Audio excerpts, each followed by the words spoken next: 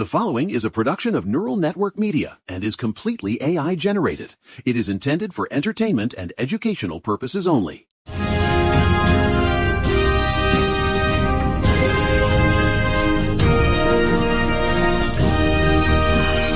gotta tell you, Julian, if the news cycle moves any faster, I'm gonna need to trade in this clunky old pen for a jackhammer just to keep up. Oh, Mary, darling, you wouldn't know what to do with a jackhammer. You'd probably try to use it to fix your neighbor's leaky faucet and end up taking out the entire block. Hey, my plumbing skills are legendary in this building, and I'll have you know, at least I'm actually fixing things, unlike the clowns we're talking about today. It's Wednesday, January 28th, 2026. Yesterday, we were talking about Oregon protecting voter privacy and that absolute circus of a tech trial in LA. Which was magnificent, by the way. I still can't get over the image of those tech CEOs squirming under the weight of actual human testimony. But today is a bit of a different animal. I'd call it a normal day on the scale of national disasters, which is to say everything is on fire, but the fire trucks are stuck in traffic because the governor privatized the sirens. You hate to see it. But before we dive into the wreckage, we got to address the pipes, Julian. Look, we've had a bit of a relocation. We created a separate YouTube channel for the Neural Left to keep it away from the main hub. We had to hit the reset button on our soft launch while the tech wizards, God bless them, get the new channel set up. It's like moving into a new apartment, Julian, but the landlord is an algorithm that doesn't understand why you need a kitchen. We're doing this so the recommendations don't get all gummed up. We're keeping the main channel for AI news and neural network media updates. You know, the stuff my nephew Vector gets all sweaty about. Poor Vector. But yes, for our audience, imagine one of those old-school under-construction GIFs from the 90s, the ones with the little pixelated man digging a hole. We'll be fully operational on the new channel later today. Patreon is coming soon, too.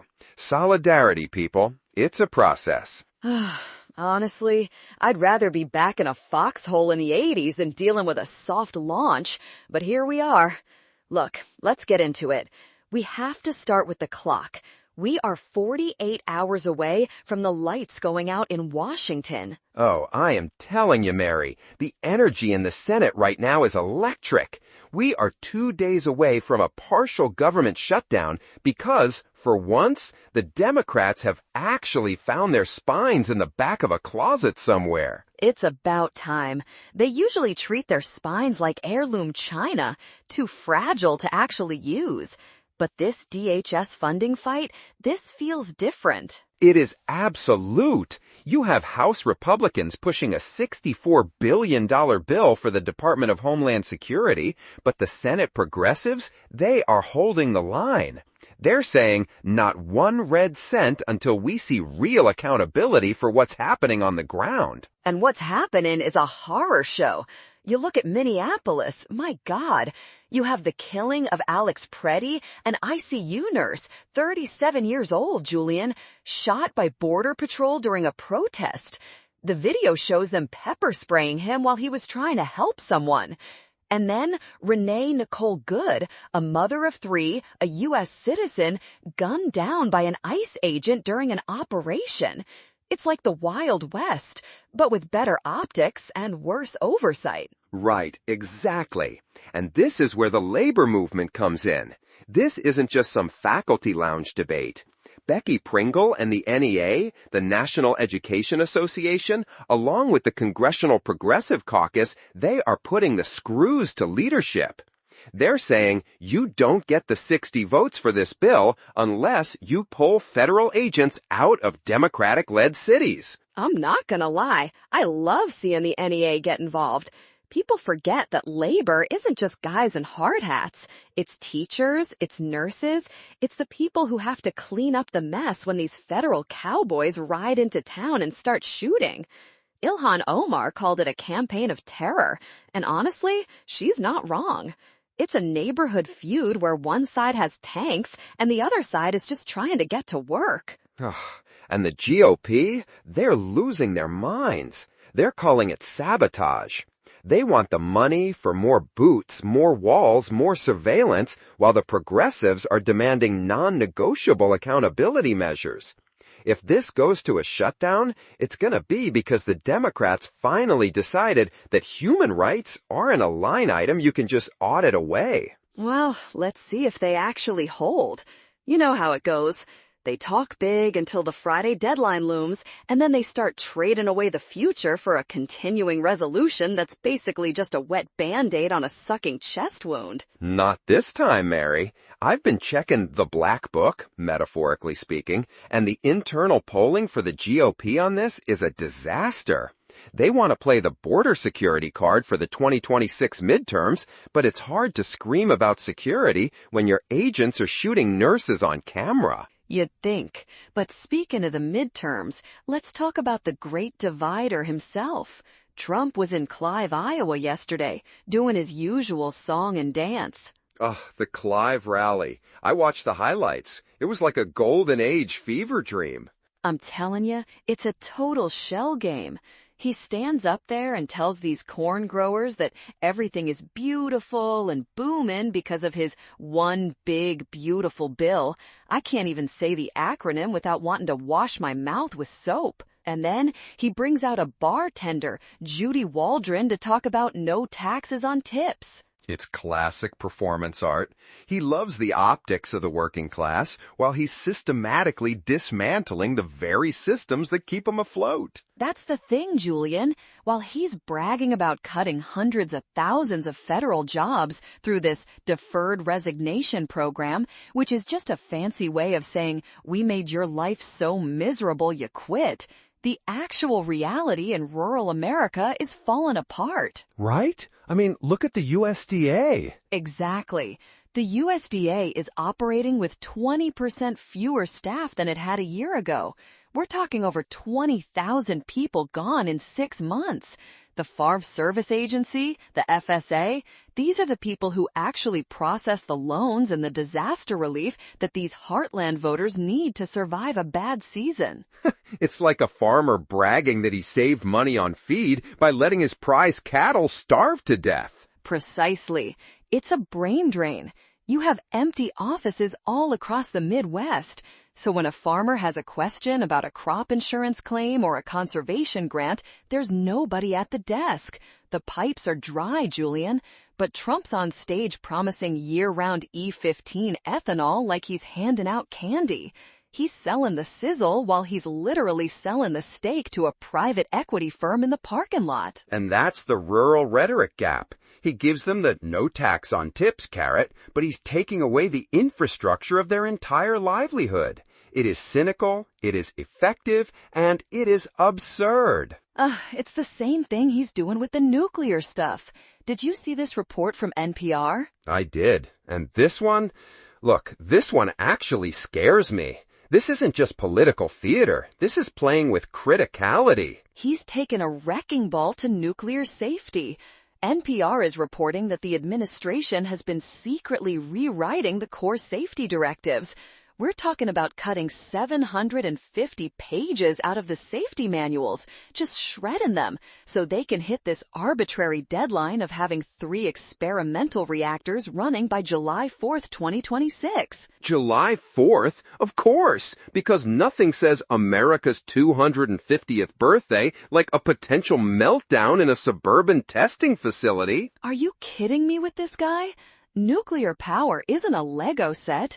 You can't just skip the instructions because you want a nice photo op for the bicentennial plus 50.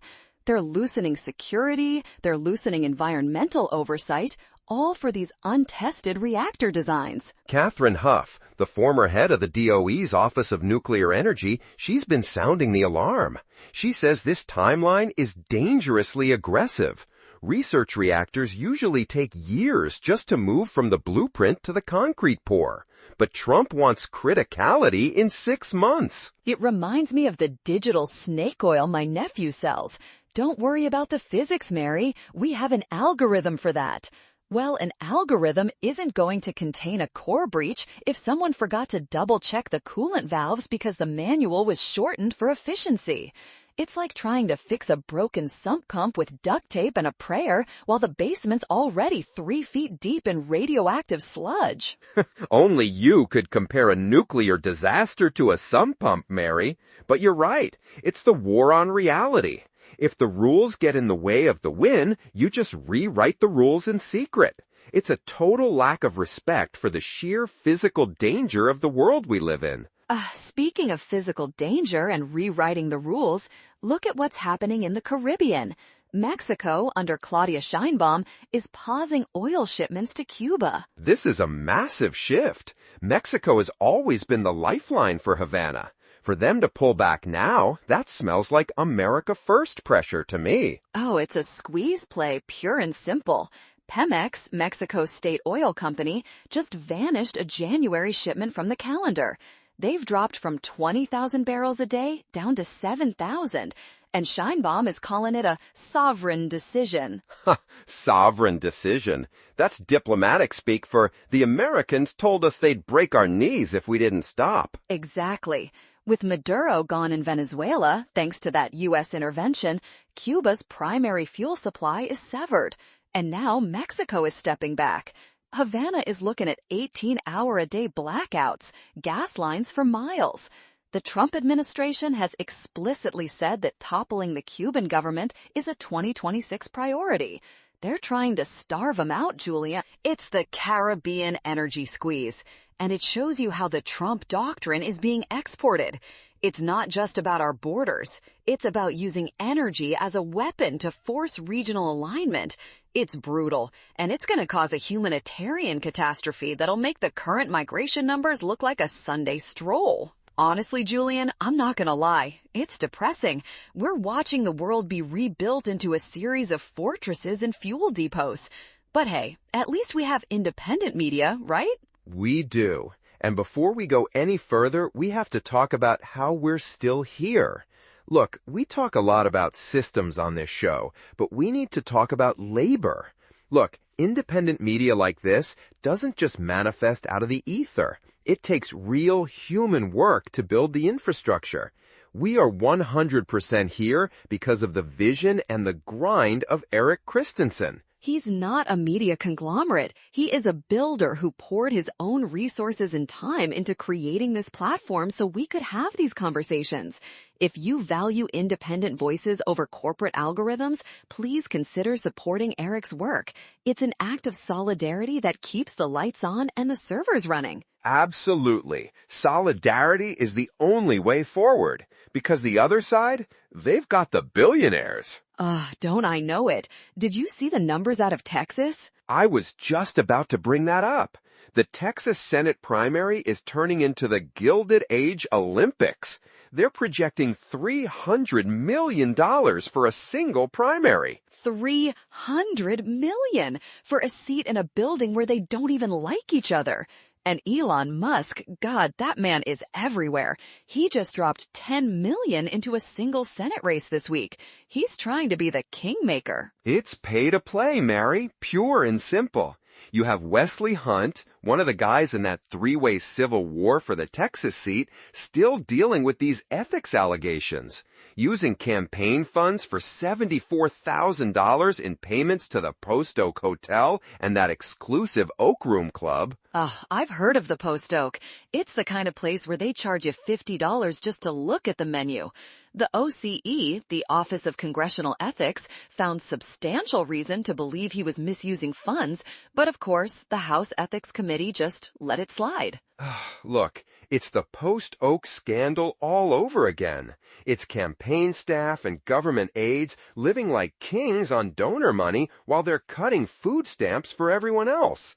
It blurs the line between public service and a private spending spree. And that's the GOP brand now, isn't it? Billionaire-backed populism. It's a protection racket.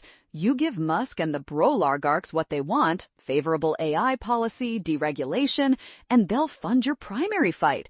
It's a feedback loop of corruption. It's the same thing we're seeing at the state level. Look at Virginia.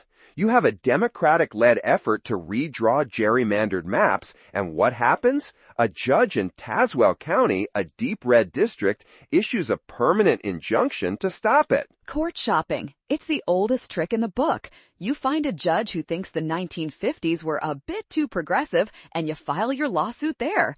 Judge Jack Hurley Jr. basically told the entire state legislature that their effort to make maps fair was void. It is absurd. They're using the judiciary to bypass the democratic will of the General Assembly. If the Virginia Supreme Court doesn't overturn this, the Democrats are stuck with maps that were literally designed to make them lose. It's the unitary state executive model. They're trying it in Texas, they're trying it in Oklahoma, and now Virginia. If you can't win the vote, you win the judge. And that brings us to the main event, Mary, because when the political system is this gummed up, when the pipes are this clogged, that's when you start seeing the cultural resistance really kick in. You're talking about Philip Glass. I am talking about the silence of a titan.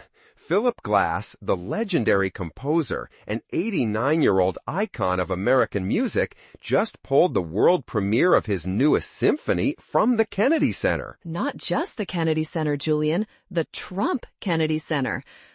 Every time I say that name, I feel like I'm in a bad Philip K. Dick novel. It's a disgrace. Since the rebranding in December, the president has installed himself as chairman of the board. He literally put his own name on the facade of the building. And Philip Glass, this man who has defined American minimalism for half a century, he said, no, not on my watch. This request for us to dive into this came from Sarah, one of our listeners. Thanks for the heads up, Sarah. And she's right. This is a huge deal. This isn't just a scheduling conflict. Glass was supposed to premiere Symphony No. 15, Lincoln. Lincoln. Can you imagine the irony? A symphony dedicated to the man who saved the Union being premiered in a building named after the man who is trying to, well, let's say remodel it into something unrecognizable. And Glass used text from Lincoln's 1838 Lyceum address. Do you know what Lincoln said in that speech? He warned that the greatest threat to America wasn't some foreign army. It was mob violence and a disregard for the rule of law. Look, it's perfect. It is literally the perfect critique of the current administration. And Glass said that the values of the center under its current leadership are in direct conflict with the message of his music. He pulled the whole thing. I love it. I love the silence. Sometimes the most powerful thing you can do is just stop playing the music. If they want a culture of God tech and billionaire kingmakers, they don't get Philip Glass. They can have a MIDI file of Yankee Doodle played by a chatbot. Exactly. You want the prestige of the Kennedy Center? You don't get the artists who actually make it prestigious. It's a cultural purge, but it's the artists doing the purging. They are refusing to be the wallpaper for an autocracy. It reminds me of the old union boycotts. If you don't treat the workers right, the line stops moving. If you don't treat the culture right, the music stops playing. Glass is 89 years old. He doesn't need the money. He doesn't need the fame. He's doing this out of pure, unadulterated grit. It's a rallying cry, Mary. It tells every other artist, every other cultural institution that they have a choice. You don't have to go along to get along. You can hold the line. I hope more of them do. Because honestly, Julian, between the nuclear deregulation, the ICE shootings, and the billionaire takeover of the Texas Senate, we need a little Lincoln right now. We need that reminder that the threat is coming from inside the house. It is. But as long as people like Philip Glass are willing to pull the plug, and as long as we're here to talk about it, there's hope. Look, we've covered a lot of ground today. A lot of ground and a lot of broken pipes. From the USDA staffing crisis to the energy squeeze in Cuba, it's all the same story. A systematic dismantling of the guardrails that keep society functioning. But the resistance is there. It's in the Senate with the DHS funding battle. It's in the courts, well, some of them, and it's in the concert halls. We're 48 hours away from a shutdown, and for the first time in a long time, I think the Democrats might actually win this one, because they have no other choice. Let's hope so. I'm Mary Kane. And I'm Julian Archer. This has been The Neuro Left. Don't forget to look for the new YouTube channel later today. We're moving the furniture, but the conversation stays the same. Keep your head on a swivel, keep your grit intact, and for God's sake, watch out for the digital snake oil. See you tomorrow, everyone. Stay sharp. Mary, tap step one last time. Are you kidding me?